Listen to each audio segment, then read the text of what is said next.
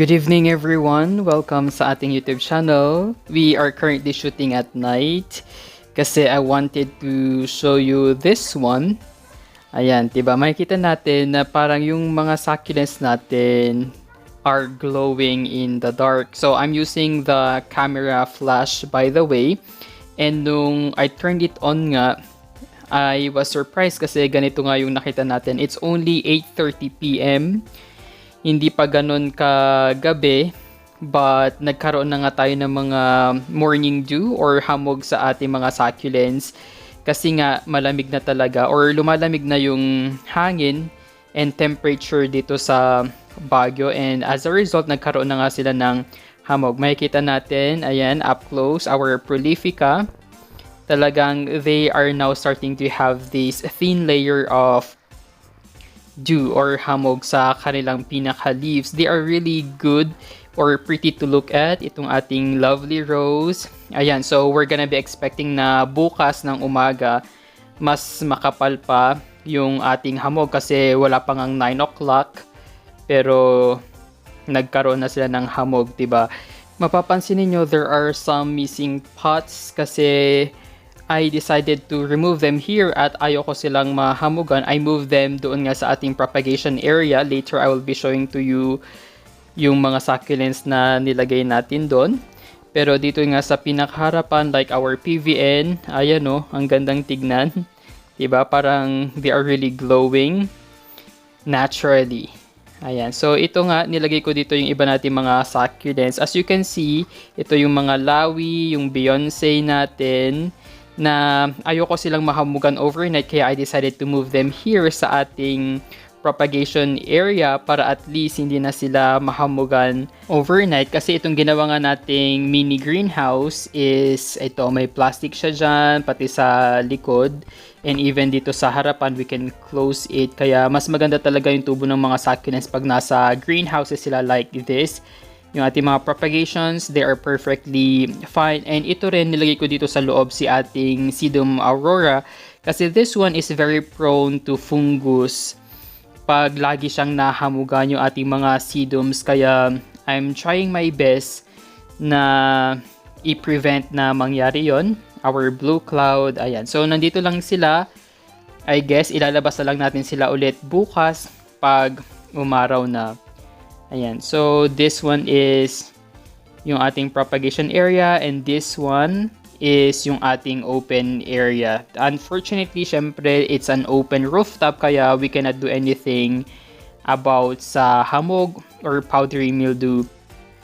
It's a cold morning dito sa Baguio and as expected nga, ayan na yung ating mga powdery mildew.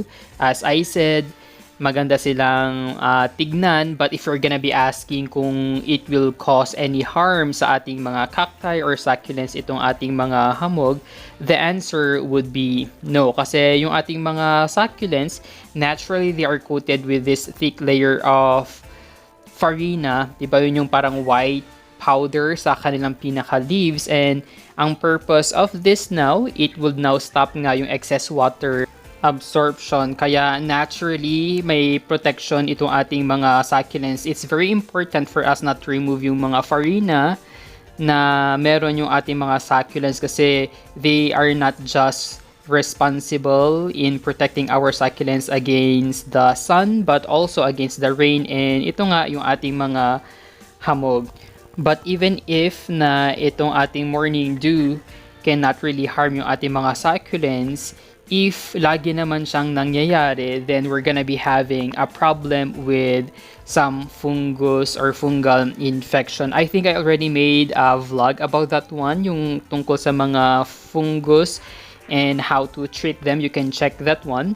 Pero, ang very common nga na napansin ko, based on my experience, is yung ating powdery mildew. Yun yung parang molds or white powder na nag-a-appear sa ating mga succulents kasi nga laging ganito, diba? Laging basa yung kanilang leaves and as a result nga nag-occur yung powdery mildew na yon, especially na itong ating cold season would be from ngayon, November until February, dire-diretso na yan na malamig ang ating panahon. And syempre, it's very important for us to apply yung ating mga fungicide for prevention and at the same time, treatment na din. Kaya I always make sure na bago pa man din lumamig ang panahon, nag-apply na ako ng systemic fungicide sa kanila. And pag in any case na nagkaroon na talaga ng fungus again sa ating mga succulents, that's the time I use yung ating contact fungicide, yung blue na stain na nakikita natin sa ating mga succulents. That's the one that I'm using. Ayan, so that's it, diba? I think right now we're just gonna be appreciating yung beauty of having morning dew sa ating mga succulents, especially ngayon na it's only 7 o'clock, the sun is bright and shining. So habang naaarawan itong ating mga succulents, unti-unting mag-dry ito. So mabilis lang itong mag-dry pag naarawan na sila kasi nasa surface lang naman talaga yung ating dew and mabilis silang mag-evaporate. Ayan, and to summarize everything, itong ating mga morning dew, they won't really harm our succulents, but it's recommended to apply yung ating mga fungicide as a prevention and treatment na din just in case na nag-occur yung ating mga fungal infections, especially or specifically yung ating powdery mildew. And that's all for today. Thank you guys for watching. Don't forget to like and subscribe to our YouTube channel. You may also visit our Facebook page, A Desert Succulent PH.